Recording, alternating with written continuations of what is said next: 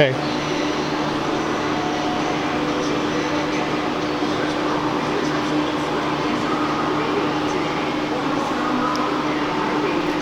I was gonna go do something, but now... Did you derp?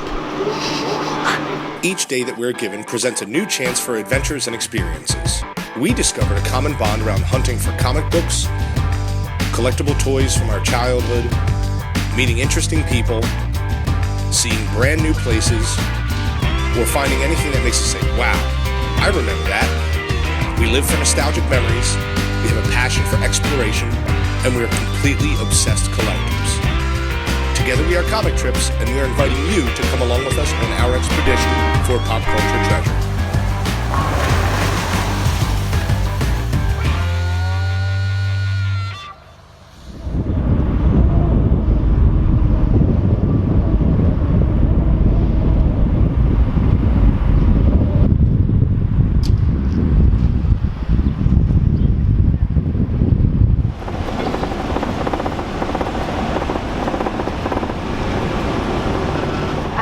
Mastered the art of putting on eyebrows while going 70 miles an hour. This one went to Harvard and then this one went to community college.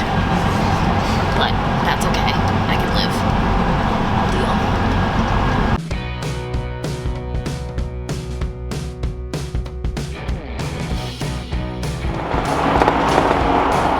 Last night, our drive went until about 5:30 in the morning. Through rain, through snow. I think I saw a pterodactyl fly in front of our windshield. There was owls, baby rabbits, and lots of side roads. The way this navigation system is taking us, we have to avoid all tunnels and... Anywhere it's illegal to cross the propane tank. Right, 13 feet tall? Yeah, I think we have to keep it under 13 feet tall, any clearances. So we're taking some extremely interesting ways to get here. Our original route said 790 miles from Dallas to Denver. About 10 minutes outside of Dallas, our navigation went, oh, it's 780 miles? Actually, just kidding, it's 850 miles. And it tacked on about another 70, 80 miles onto our trip, which is excellent. So here we are. We're right outside of Denver. We are right outside of Denver, and we are coming down, I guess, from whatever, because the Rocky Mountains are west of Denver, but we're east, so whatever the heck we just came over, which I'm not sure, this is an absolutely beautiful view. We have a busy day on our hands today. We are stopping off first at the infamous Mile High Comics to see what all the fuss is about. We're curious. We want to see if it's all it's cracked up to be. I heard they have a life-size X-Wing fighter. That's incredible. We have a busy next day or two. Wow, there's actually a place called Mr. Nice Guy. I want a Coke, Sam! From Half Baked. Oh, really? They're just with the logo and everything on the side of the building. The Happy I Face. bet you that's a dispensary. Do you think? What would make you think that? We're in Colorado. Weed is legal. Isn't that crazy? It's crazy. I mean, I'm personally all for it. I don't smoke weed. You don't smoke weed. You don't smoke weed. No, but you know what's ironic about it is that the tax money is going back into the education and school systems and the police departments. That's fucking ironic. Yeah. Crazy. And the economy has just skyrocketed here because they're getting $1 billion in tax money. Anyway, so I did some researching last night and I came up with our itinerary for the day. There's some pretty cool spots that we've got planned. It is an ambitious itinerary. It is very ambitious. I don't know if we'll be able to hit all of them. We'll try. You may not be able to hit all of the spots today because Mile High Comics, the first place we're going to, is 45,000 square feet. It's a warehouse and it is branded as the world's largest comic book shop. So it may take us a while to get through it. So depending on, how much we dig and discover, we'll see if we can hit all of the other spots in that plan. But we'll see. It's a little cold outside. It appears to be a nice day, so we're going to trek around Denver and find we're going to find as many of the cool comic book shops and toy shops as we can. Yeah. Alrighty.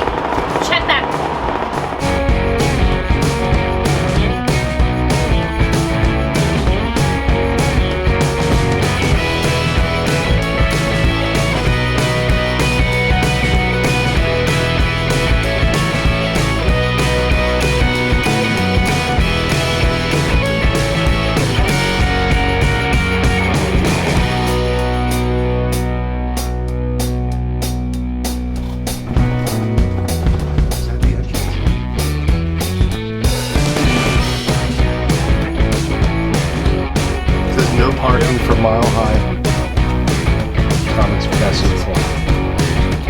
Oh, over.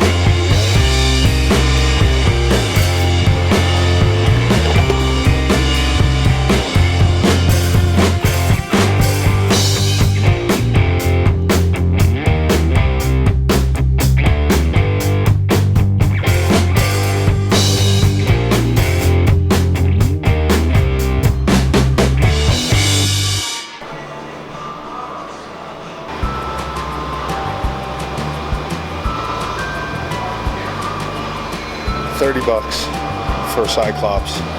This is not the first edition one. It's from 1993. There appears to be Coca-Cola stains on the back. The card is all warped. $30. Okay. $30. All right. Remember we found these for $5 a piece?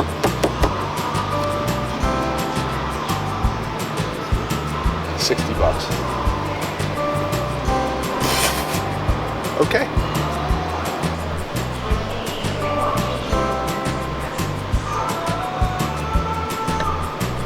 $40. Yeah. Bob the Henchman. $30. Is it the weed? Is everybody here high? I don't...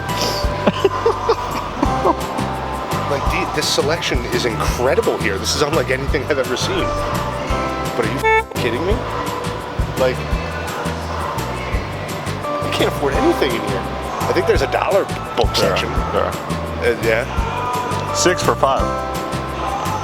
Let's see if there's anything.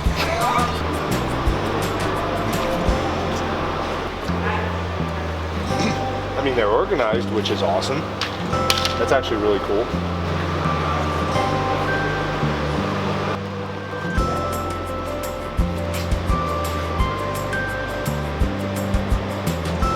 I think we're sticking to the dollar bins here.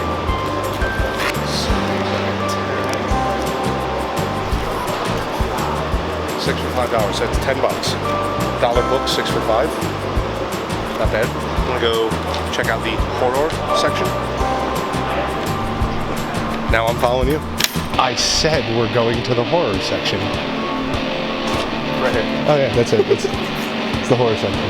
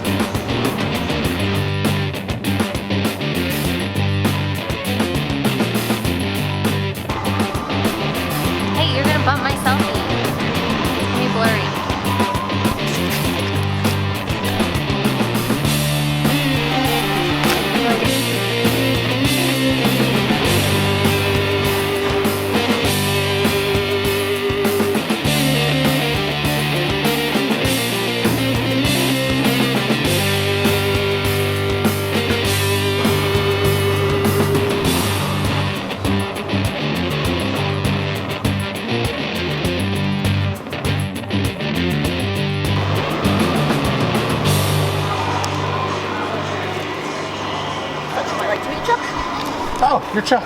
How's it going? How are you? What's your name? Paul. Hey, Paul. Kat, this is Chuck. Oh, hi. Nice to meet you. Your shop is very overwhelming. Yeah. There's so much to look at. Well, follow me. Okay. Leave your basket up at the counter there, and I'll give you a little walking tour here. Oh, awesome. Is this your friend? Yeah, it's yeah. me. Sure. Let's start by saying that the store is inside of a check mark. Think of a long check mark. Right. Well, if you look at this wall of the building, is a right angle. Okay. But if you look at this side, it's a diagonal. But that's because there's a railroad easement that goes next to us that reaches over to the big food plant across the street.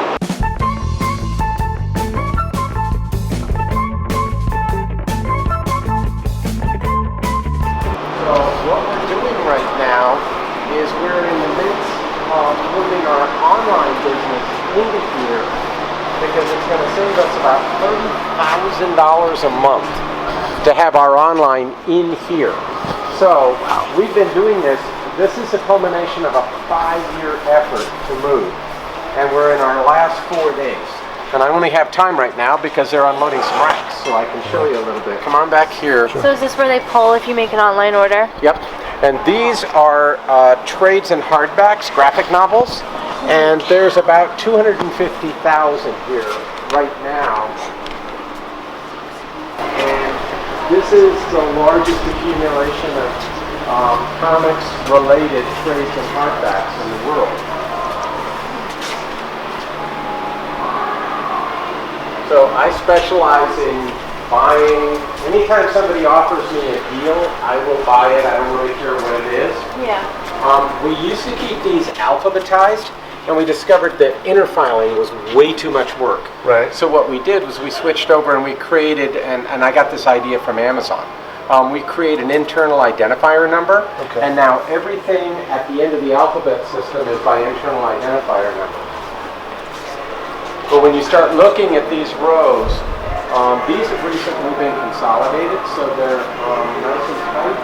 And what you do is once a year you simply tighten up going this way, and then you end up with some empty shelves. By doing that, then that allows you to continually add at the end and never run out of space. So it's almost kind of on like a rotating aisle basis. So if something's in this row, when the inventory moves down, that row could technically change. Totally. Wow. Let's say that we do a special where we sell somebody a short box of mixed marbles. Right. You know, $40.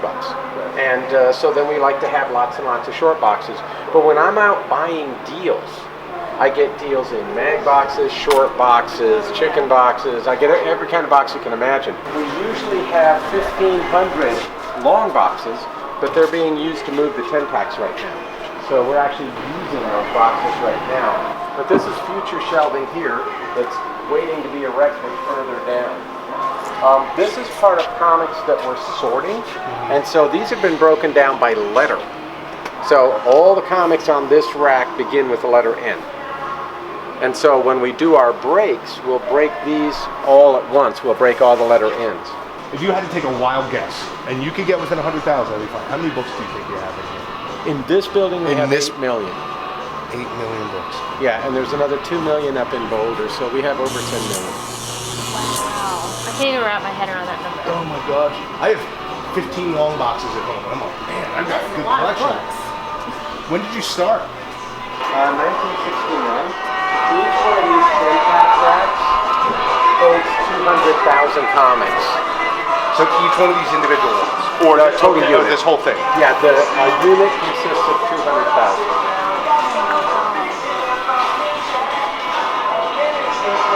Where do you sell are these all online? Yeah. Yeah, these feed the singles, and the singles are further on. We have 4 days to get out of our other building, so we're not too concerned about orders here. What we're concerned about is moving the stuff from the other building and getting it shelved. We have 22 of these to move. Yeah, it seems like you got a big crew working pretty feverishly. Well, we have 2 crews because there's another one at the other building. How far away is the other building? 12 blocks. Okay. It's very close. That's what 500,000 comics looks like in a single row. Oh my gosh. what's going to happen is that if somebody is looking for a book, if it's not out there, we'll say, hey, look on your iPhone. If we have it on the website, It's probably back here. We'll try and get it for you back here. But they're setting up new cubicles, and all the mail order will be along back here. With pricing and values and things like that. Well, while we've been doing this transition, I haven't been keeping terms with it at all. Okay. But on the other hand, when I'm doing my job right, I'm in New Jersey because okay. I'm going to John Paul shows, and going to Hasbrook Heights and going to Clifton. And then going to Carbo show over in New York, and going down to Philly, and I get a lot of feedback from those guys, and I see what they're pricing stuff at, and then we price similarly. Right. But our goal is to have everything from here going to the back wall and then going to the front corner. That wraps around that total store. Yeah. I didn't even think about it like that when I came in. Yeah, nobody thinks about the back part, but the back part is actually bigger than the front part. Well, we couldn't really tell where, the customer store end stops. And, I was afraid to walk over the yellow line and have a cage drop down around me or something, Well, it's not well delineated at this point because we're just now creating it. And so, but I'll give you one more little peek for a moment here. Sure.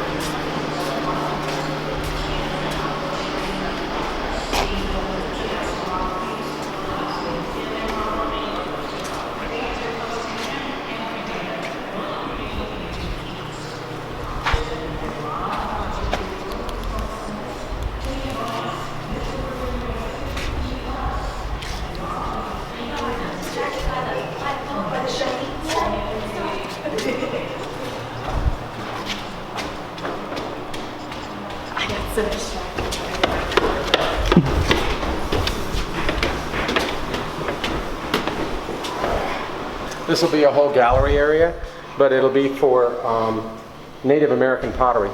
That's what that is right there. Wow. So. Oh wow. What you see in those boxes right there, I know this sounds melodramatic, but that's $5 million. Wow. That all toys and... Nope, it's Native American pottery. Wow. What? I have the largest collection in the world. And then I'm also a drag queen. Are you really? That's awesome. I am. So the stage that you see down there is a performance stage for when we do drag.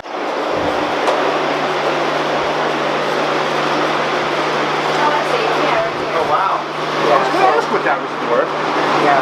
Well, we do a lot of different things. We do punk shows there also, and that's something that the manager here, Chris, does. So he brings people and he does shows called Beastable, which are punk rock shows, and then we do comics at the same time. And then with the Denver Comic Con, we do a cosplay drag show, which is really fun. I went down this zip line last year and dropped onto the stage in a Captain America outfit. That was fucking awesome. In the dark, with strobes. Were you a regular Captain America or a drag Captain America? I was regular Captain America. When I do drag, it's a little bit different. Yeah, there's me in drag.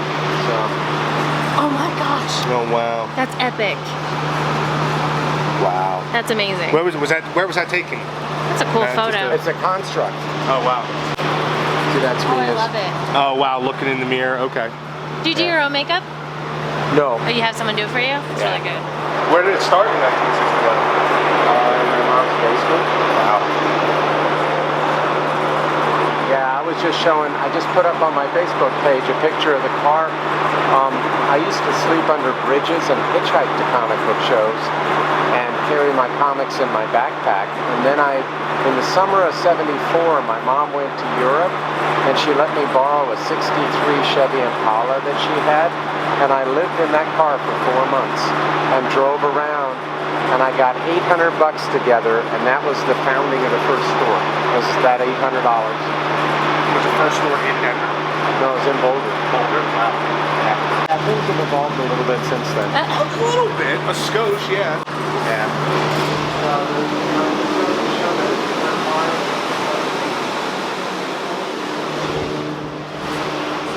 But I like Soul copy. I saw you go over to that Neil Adams picture over there. I have this book at home. I have this in a frame No one touches it. It's above a mantle. No one Right. can reach it. What this book is worth right now?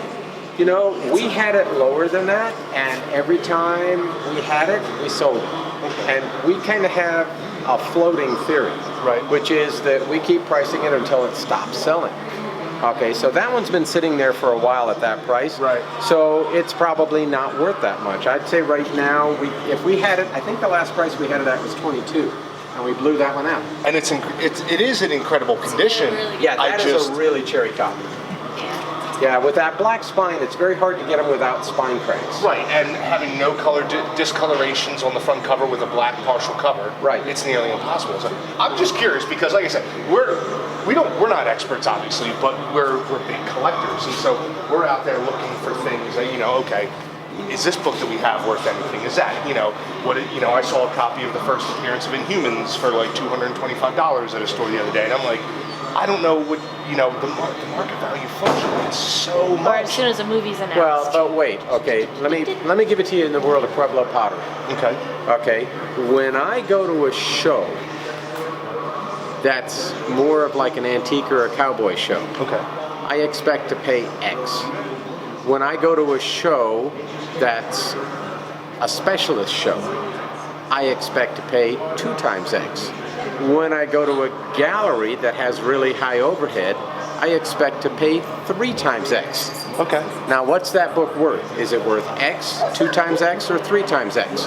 It depends on context. Right. You can never take an object for pricing out of context, because the context determines the price. Somebody selling out of their basement on eBay, they can sell for half of X.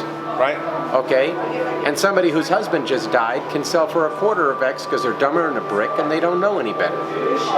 Okay? So which is worth, what is the real worth? A quarter of X or triple X? That's a good point. I guess it's all Subjective. I make money buying at a quarter of X and selling at triple X. That's how I make my living. That's how I pay for this building. it's an incredible building, and this is. And if people don't want to pay my price when they come in here, I say, love you, bye. Right, yeah. And it's just, it's okay. I mean no offense, Yeah. So okay? chances are someone else will buy it along the line if they want it. Yeah, if they want it bad enough, they'll buy it. Yeah. Context. I mean, the whole reason I moved my mail order in here was so that I no longer have to worry about paying the bank or anybody else, and now I can be very blasé about things. Yeah. It's like, hey, we sell something today, great. If we don't sell something today, yeah, I'll be okay. And like you said, you'll save $30,000 a month by moving the whole operation in here. Yeah, because I bought this building. I own it. Oh, wow. Okay? And because of the pot law, Right. I can sell this building for triple what I paid for it and suck on mint juleps for the rest of my life and not give a damn. Yeah. Okay? But I don't want to sell the building. Yeah. I love what I do. I love this. So you have you still have kind of a long-term plan for this place to be what it is, and Yeah. My plan is to make this the most awesome fucking comic book store on the planet, and not because I want to get rich. Right. I already am rich. right. I want to do this because it's like a life. It's like It's your passion. yeah, it's who I am. It's what I do. And so, by selling my other building, moving everything into here, I guarantee that I can do this for a long time. Maybe not forever, but I can do it for a long time. I think I could definitely say this was worth a trip from New Jersey. Oh, yeah.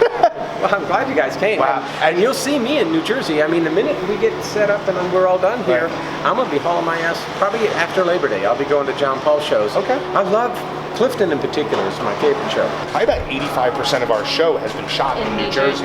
Yeah. Wayne Toy Show. We meet Right. up with I know. all those guys from up there. Robert Toy Bruce. Con and Jay, Robert Bruce.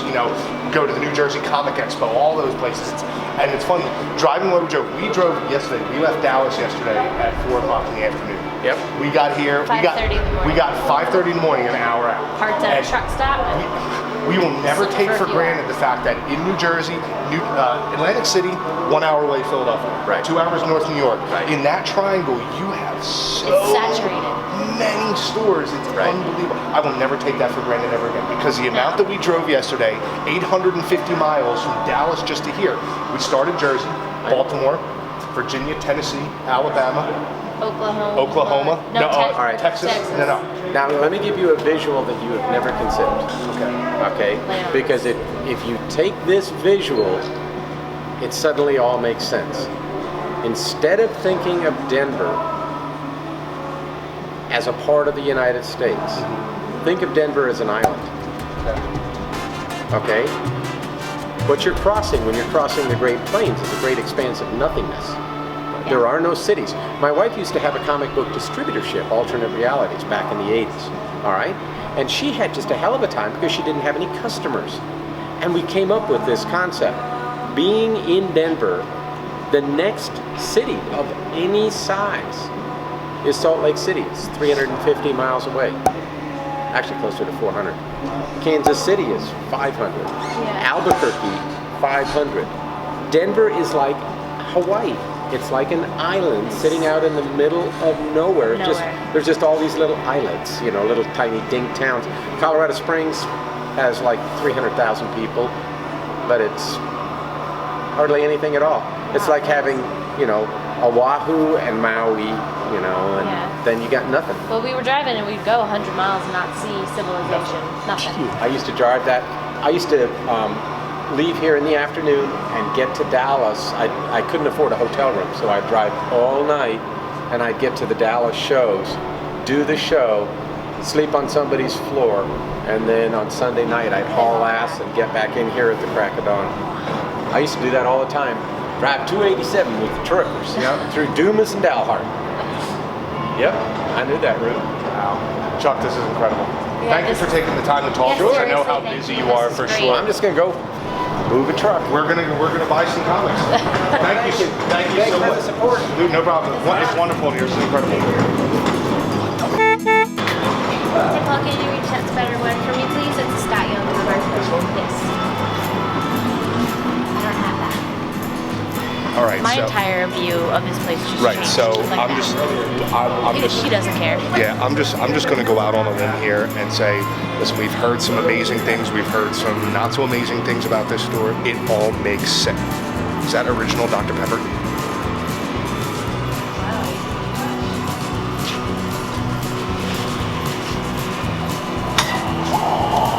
What is it? Oh, they have your refreshers. Cane sugar Dr. Pepper. No, twist off? I was just in the middle of saying something really important and I saw this Dr. Pepper bottle. I know, and he got them in like last week because they had the Cokes for a long time. And he just brought in the Dr. Pepper and was like, oh my God, I had mine. What's the kitty's name? Cambridge. Cambridge. Or Little Shit, depending on the time of day. Little Shit. Little shit? Yeah, Little Shipton is here. They do that. They, Oh, is that for the feral? for the feral, cat? yeah, because she's been staying so they do it So they know. Yeah. I've never had a cat that just looked at my hand like that. Okay, fine. Oh, she's getting all pissy with me. She was rescued from a parking lot by the owner's daughter. Let me lick it. Go ahead.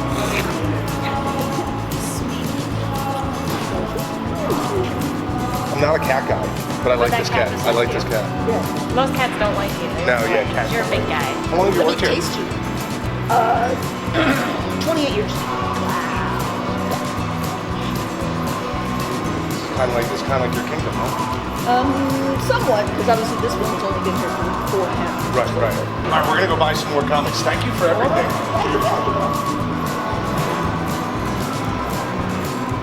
All right, He so was super nice. Yeah, I so- want him to be my grandfather.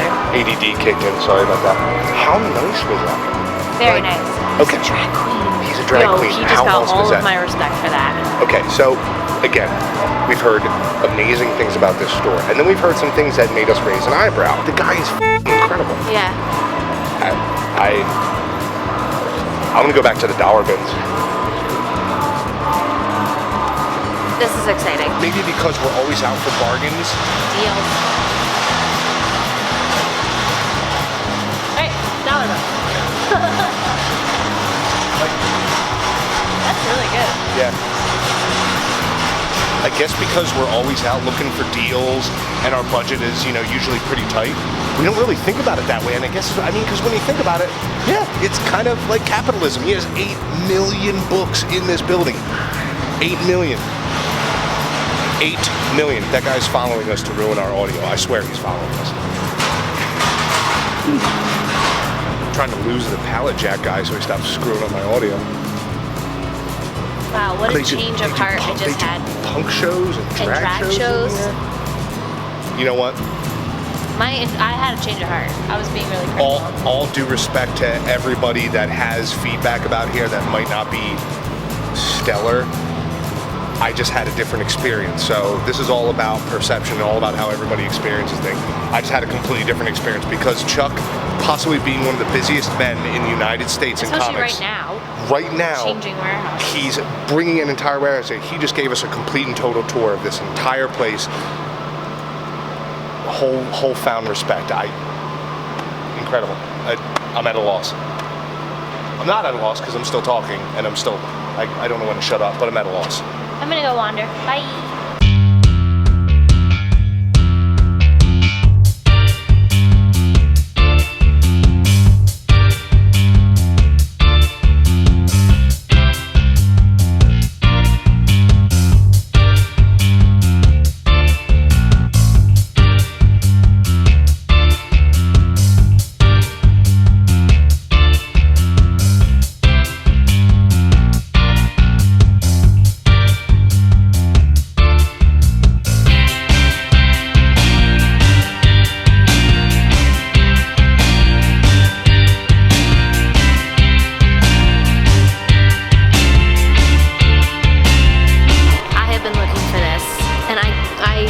Lose my mind online when I see it.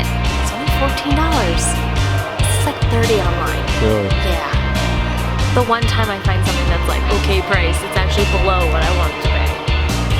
And where better to find it in the world's largest comic book shop? I'm so excited about this. See what it is? It's like a take on Spider-Man 300. They've done a whole bunch of different ones like that. That's awesome. I'm so happy about this. Good. I'm so happy. Yep. Good job, Tom. All right, all together? Yeah, all together. Okay. Go.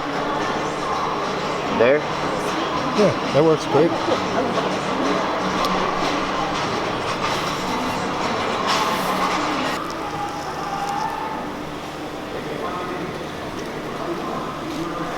Beautiful. Boom. Comic trip.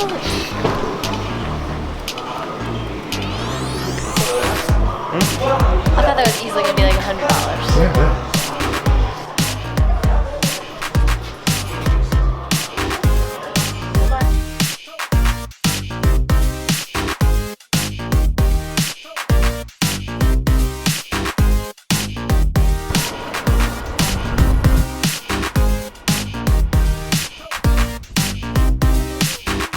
Okay, so can we talk about expectation versus reality here for a second?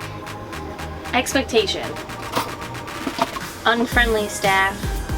Overly priced everything With a ton of books. with a ton of books. Reality. Pretty friendly staff. Very friendly staff, actually.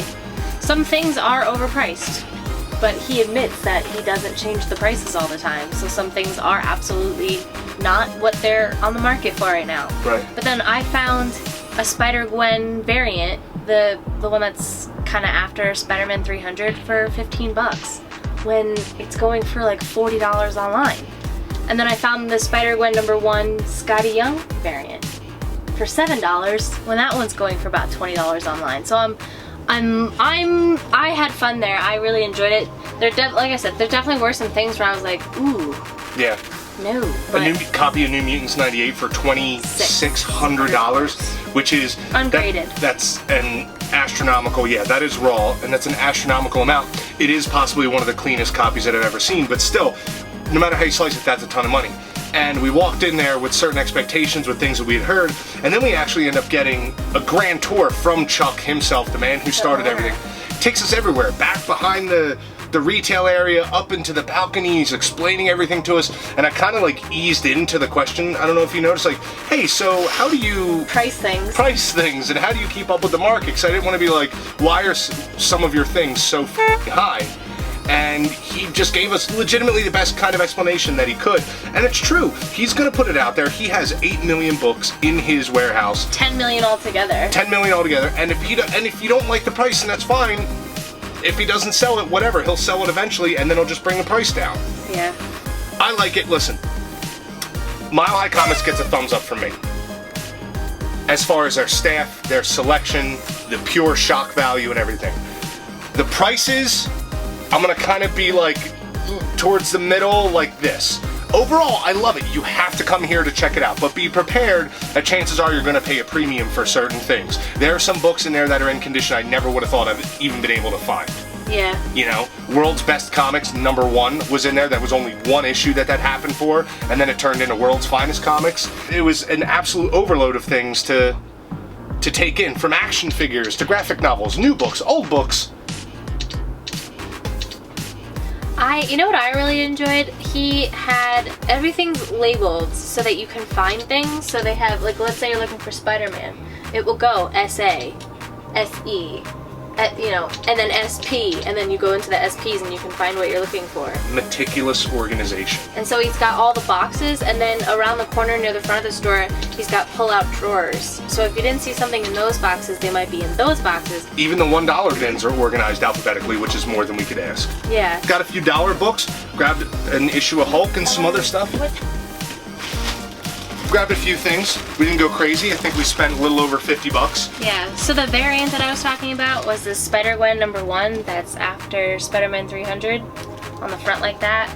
Then I got another Scotty Young variant of Spider-Gwen #1. They had an entire section of organized variants, which I mean, I love variants. That's my favorite part of getting books. The dollar bin selection was pretty great. Got a whole bunch of Marvel Age books from like 4 to #7 all the way up to over 100.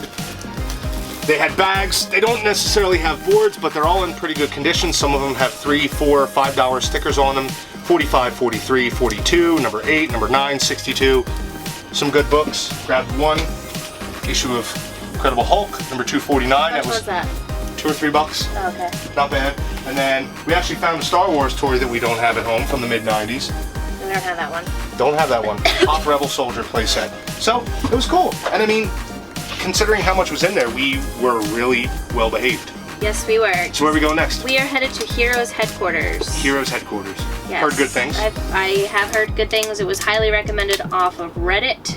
I went onto Reddit last night to see if there was any comic book threads hanging about, and there were. There was actually some good ones. So we are headed to Heroes Headquarters, and then after that, I think we are headed to the Wizard's Chest. And I googled it, and the front of the store, it looks like a fucking castle. So, ooh, wait, there's another price sticker under this. How much was it originally? Wow. With a Lower the price. The $25 sticker on there. And I got it for 14. Well, actually, I got it for less because they gave us a discount at the end. Okay. Awesome. Winning! On to Heroes Headquarters. Latris on the Menjay. Purple bean. Hey, Dad, it literally smells like pot outside. It smells like absolute marijuana outside. Maybe it's just me and I'm fucking imagining things. No, I think it smells like weed outside.